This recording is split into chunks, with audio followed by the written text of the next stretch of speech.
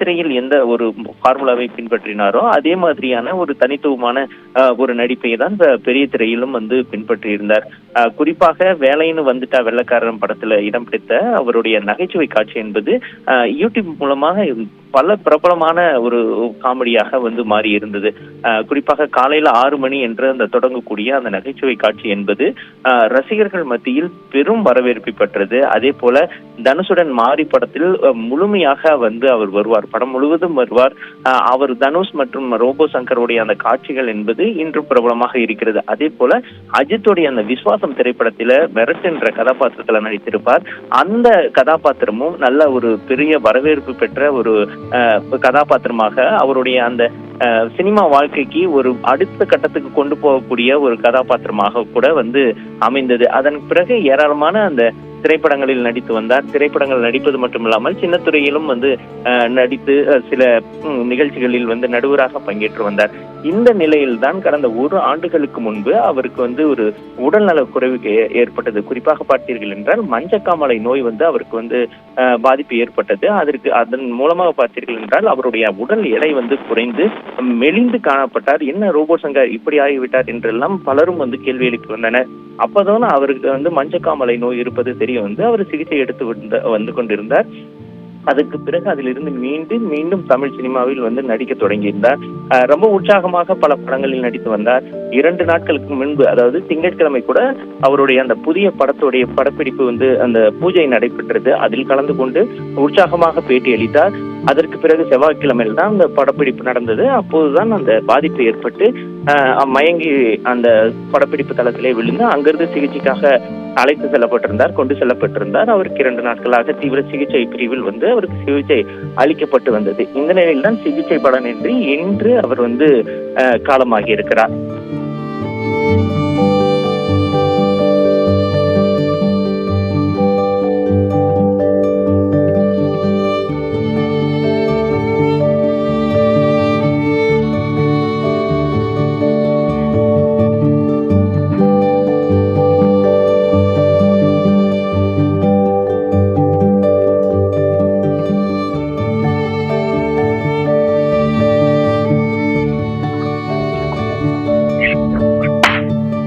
நடிகர் ரோபோ சங்கர் உடல்நலக்குறைவால் சென்னை பெருவடியில் உள்ள தனியார் மருத்துவமனையில் அனுமதிக்கப்பட்டு இன்று அவர் சிகிச்சை பலனின்றி பரிதாபமாக உயிரிழந்தார். தொடர்ந்து சின்னத்திரை ஒரு தனியார் தொலைக்காட்சி மூலம் அவர் அறிமுகமாகி அவருடைய திறமைகளை வெளிப்படுத்தி மக்களை கவர்ந்தவர் நடிகர் ரோபோ சங்கர்.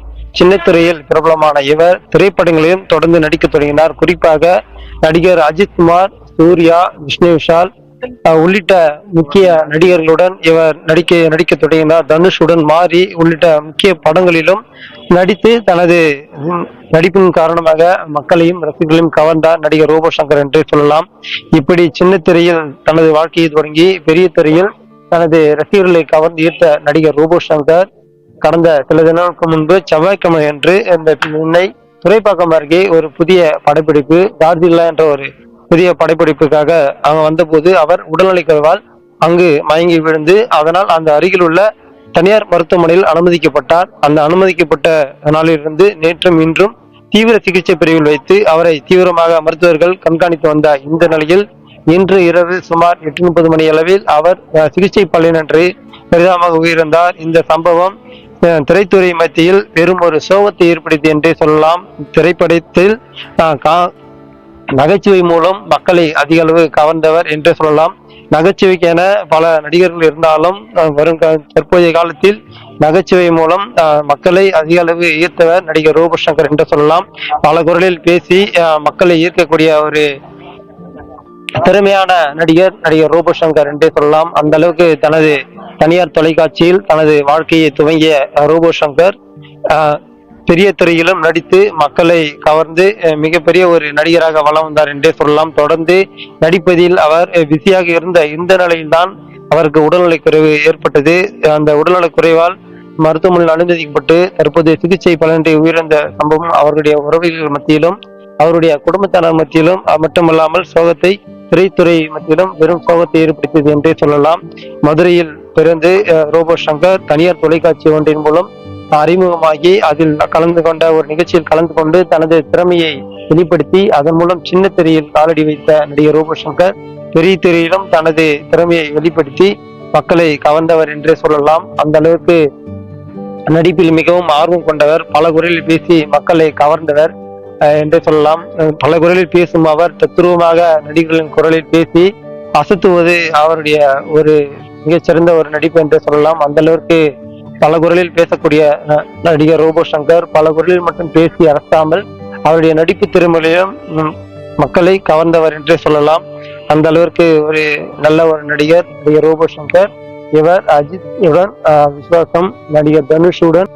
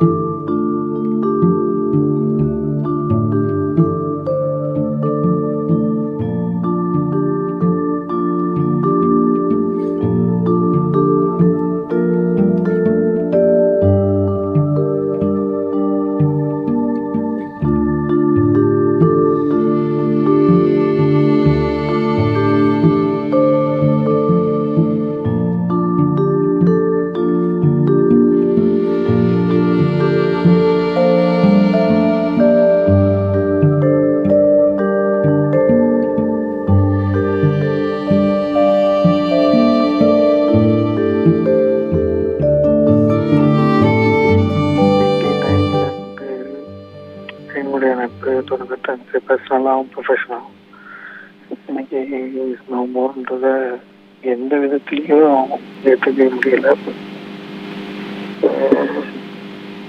என்ன சொல்றது, என்ன பேசுறது, ஒரு பிளாங்கா இருக்கு. லாஸ்ட் வீக் வரைக்கும் ஈவெண்ட் பற்றியும் வேற புதுசா நம்ம இது பண்ணுவோம் அது பண்ணுவோம்னு சொல்லி நிறைய டிஸ்கஷன் பண்ணிட்டு இருந்தோம். அவர் இப்போ திருப்பி டிவில எல்லாம் பண்ணிட்டு இருக்கிறத வச்சுட்டு நம்ம இது பண்ணுவோம்டா அது பண்ணுவோம்டா, ஒரு கேப் ஆயிடுச்சு நம்ம சேர்ந்து பண்ணி இப்படி பண்ணுவோம் அப்படி பண்ணுவோம்னு சொல்லிட்டு நிறைய இது கொடுத்துட்டு இருந்தேன். நான் அப்படி நல்லா கிண்டல் பண்ணிட்டு இருந்தேன். 10-12 வருஷத்துக்கு முன்னாடி என்னை நீ தூக்குவ, இப்போ உன்னால தூக்க முடியுமா என்னையே சொல்லி கிண்டல் பண்ணிட்டு இருந்தோம். இல்லை நான் தூக்கிறேன் பாரு, அவ்வளோ பிளானிங் பண்ணிட்டு இருந்தோம்.